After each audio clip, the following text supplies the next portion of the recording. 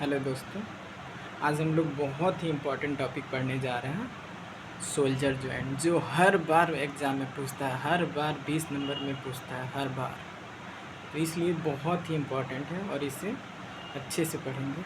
देखते हैं soldier joint होता क्या है। Shoulder joint type of synovial joint है। साइनोवियल में भी बॉल एंड सॉकेट जॉइंट है।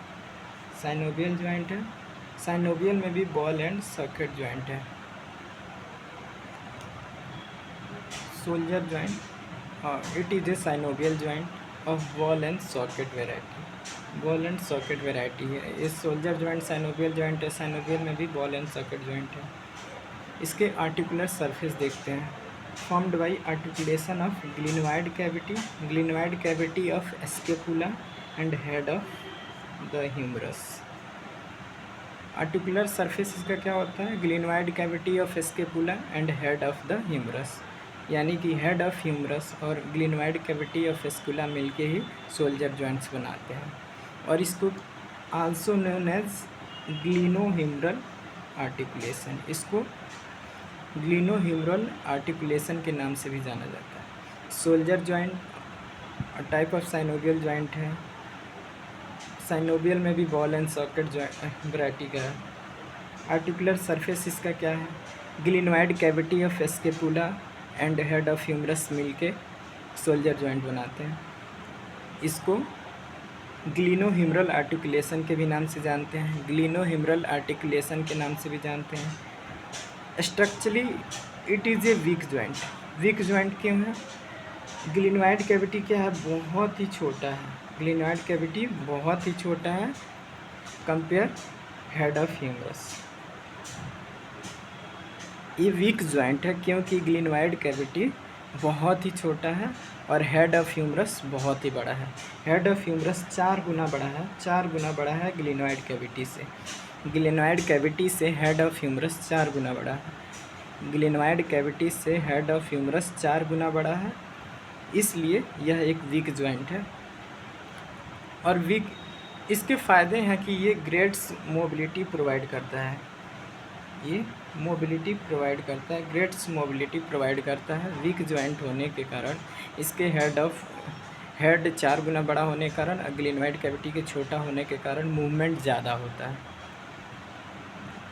अब देखते हैं, stability of the joint is maintain by the following factors. Coracoacromial arch.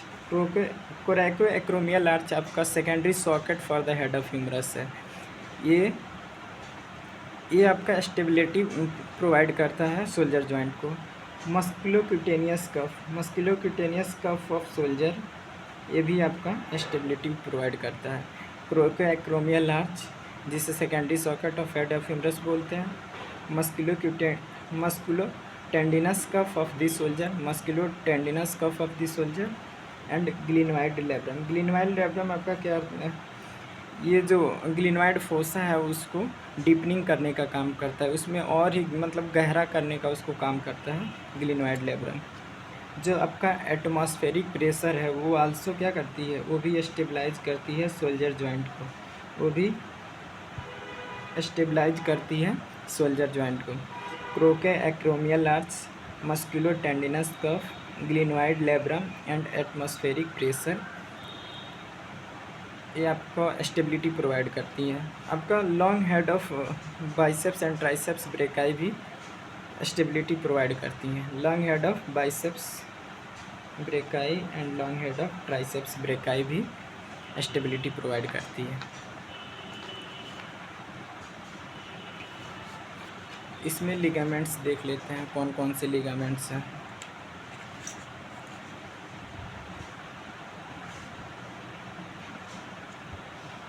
Capsular ligament होता है। कैप्सुलर लिगामेंट क्या है? Very loose and permits free movements. Very loose and permits free movements. Least supported inferiorly, ये नीचे से list supported होता है और डिसलोकेशन होने के चांसेस बहुत ज़्यादा रहते हैं। Dislocation are common. इसमें एक्सिलरी नर्व डैमेज हो सकती है क्योंकि ये क्लोजली रिलेटेड होती है इन्फीरियर से। इन्फीरियर से शोल्डर जॉइंट के इन्फीरियर से क्लोजली रिलेटेड होती है एक्सिलरी नर्व, इसलिए चांसेस होते हैं कि अगर डिसलोकेशन होगा तो एक्सिलरी नर्व डैमेज होगा। The area between superior and medial glenohumeral ligament, the area between superior and medial glenohumeral ligament is a point of weakness, A point of weakness है in the capsule में। Superior and medial glenohumeral ligament point of weakness है, जिसे foramen of wit breast बोलते हैं, जिसे foramen of wit breast बोलते हैं, जो common site of anterior dislocation है। ह्यूमरस के हेड का एंटीरियर डिसलोकेशन, ह्यूमरस के हेड का एंटीरियर डिसलोकेशन कॉमन है। कोरैकोह्यूमरल लिगामेंट, कोरैकोह्यूमरल लिगामेंट क्या होता है? ये एक्सटेंड करता है रूट ऑफ कोरैकोइड प्रोसेस से, रूट ऑफ कोरैकोइड प्रोसेस से नेक ऑफ ह्यूमरस तक। कोरैकोह्यूमरल ligament root of coracoid process से नेक ऑफ ह्यूमरस तक एक्सटेंड करता है और ये स्ट्रेंथ प्रोवाइड करता है कैप्सूल को। कोरैकोह्यूमरल लिगामेंट एक्सटेंड करता है root of coracoid process to neck of humerus से और ये स्ट्रेंथ प्रोवाइड करता है कैप्सूल को। ट्रांसवर्स ह्यूमरल लिगामेंट, ये एक ब्रिज बनाता है बाइसिपिटल ग्रुप के ऊपर, ब्रिज बनाता है upper part of bicipital group of humerus. यह एक ब्रिज बनाता है बाइसिपिटल ग्रुप के ऊपर और इसको और यहाँ से long head of biceps brachii pass होती है deep to the ligament. Long head of biceps brachii pass होती है डीप टू द लिगामेंट से। आपको बाइसिपिटल ग्रुप पे याद होगा लेडी बिटवीन टू डॉर्साई, यानी पेक्टोरलिस मेजर टेरिस मेजर के बीच लेटिसमस डॉर्साई का इंसर्शन होता है। ग्लिनोइड लेब्रम, ग्लिनोइड लेब्रम को अभी स्टेबिलिटी में पढ़ा था कि वो डीपनिंग करती है और ग्लिनोइड कैविटी में। Glenoid labrum, it is a fibrocartilaginous rim which covers the margin of glenoid cavity. ये ग्लिनोइड कैविटी के मार्जिन को कवर करता है, जिससे क्या होती है उसकी डेप्थ इंक्रीज होती है, increasing the depth of the cavity. Glenoid labrum fibrocartilaginous rim है जो कवर करता है मार्जिन ऑफ ग्लिनोइड कैविटी को और इंक्रीज करता है depth of cavity. Bursa related to the joint, subacromial bursa या सब डेल्टोइड वर्सा, सब एक्रोमियल सब डेल्टोइड वर्सा। वर्सा आपकी क्या करती हैं? मूवमेंट में हेल्प करती हैं। सब स्केपुलेरिस वर्सा और इंफ्रास्पाइनेटस वर्सा। इसमें 3 वर्सा होती हैं, सब एक्रोमियल सब स्केपुलेरिस इंफ्रास्पाइनेटस वर्सा मिलते हैं और ये कम्युनिकेट्स करती हैं जॉइंट कैविटी से। इंफ्रास्पाइनेटस वर्सा भी ये भी कम्युनिकेट कर सकता है जॉइंट कैविटी से। आगे रिलेशन देखते हैं। रिलेशन देखते हैं हाँ और शोल्डर जॉइंट से। सुपीरियर में होता है क्रोएको acromial arch, क्रोएको acromial arch subacromial वर्सा। सुपीरियरली शोल्डर जॉइंट के सुपीरियर में क्रोएको एक्रोमियल आर्च सब एक्रोमियल वर्सा होता है। सुप्रा स्पाइनेटस एंड डेल्टोइड होती है। डेल्टोइड सिर्फ इन्फीरियर में छोड़ के सभी के रिलेशन में आएगा। डेल्टोइड सिर्फ इन्फीरियर में छोड़ के सभी के रिलेशन में आएगा, सभी के रिलेशन में आएगा। Inferiorly long head of triceps brachii axillary nerve posterior circumflex humeral artery. Superiorly होता है coracoacromial arch subacromial bursa supraspinatus and deltoid होता है। इन्फीरियर में long head of the triceps brachii axillary nerve posterior circumflex humeral artery. अब इसके anterior में देखते हैं। एंटीरियर में subscapularis coracobrachialis short head of biceps brachii and deltoid. Deltoid आपके सभी में है, सिर्फ इन्फीरियरली छोड़ के सभी में है। सुपीरियरली भी है, एंटीरियरली भी है, पोस्टीरियरली भी है। अब आपका पोस्टीरियरली देखते हैं। Posteriorly infraspinatus teres minor and deltoid होता है। इसके रिलेशन को हम लोग डायग्राम से समझते हैं।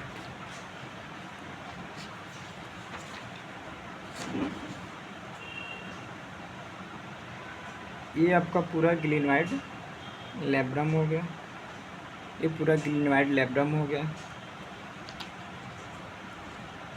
और ये आपका पूरा कैप्सूल जॉइंट हो गया, ये पूरा कैप्सूल जॉइंट हो गया। ये ग्लिनोइड लेब्रम को चारों तरफ से कवर किया है, कैप्सुलर लिगामेंट कैप्सूल कवर किया है। और ये आपका long head of biceps, long head of biceps brachii है। ये आपका हो गया सुपीरियर, ये आपका इंफीरियर, और इधर एंटीरियर, इधर पोस्टीरियर। आपका इंफीरियर में डेल्टॉइड मसल्स नहीं होगा, बाकी ये आपका डेल्टॉइड मसल्स रहा, ये आपका पोस्टीरियर में भी रहा, और डेल्टॉइड आपके एंटीरियर में भी है और सुपीरियर में भी है। सुपीरियर में देखिए, सुपीरियर में आपका supraspinatus acromial ligament and coracoid process, subacromial bursa है। सुपीरियर में supraspinatus acromial ligament coracoid process and subacromial bursa है सुपीरियर में। अब एंटीरियर में देखते हैं। एंटीरियर में है सब स्केपुलेरिस, बाइसेप्स एंड क्रोकोब्रेकियालिस, बाइसेप्स एंड क्रोकोब्रेकियालिस, और एंटीरियर फाइबर ऑफ डेल्टॉइड है, यानी कि डेल्टॉइड भी है। और आपके इन्फीरियर में देखते हैं। इन्फीरियर में आपके long head of triceps brachii, axillary nerve, posterior circumflex, humeral artery है, ये इन्फीरियर में है। और आपके पोस्टीरियर में टेरिस माइनर है, इंफ्रास्पाइनेटस है, पोस्टीरियर फाइबर ऑफ डेल्टॉइड है। ये पूरा आपका रिलेशन है शोल्डर जॉइंट का।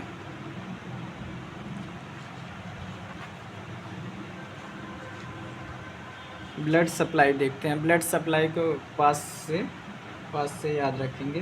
पी से posterior circumflex humeral artery, A से anterior circumflex humeral artery, S से सुप्रा स्केपुलर, और एस से सब स्केपुलरी। मेनली शोल्डर जॉइंट को 4 ब्लड सप्लाई मिलता है। Anterior circumflex humeral vessels, posterior circumflex humeral vessels, सब सुप्रा स्केपुलर और subscapular. Anterior circumflex humeral vessels, posterior circumflex humeral vessels, suprascapular vessels, subscapular vessels.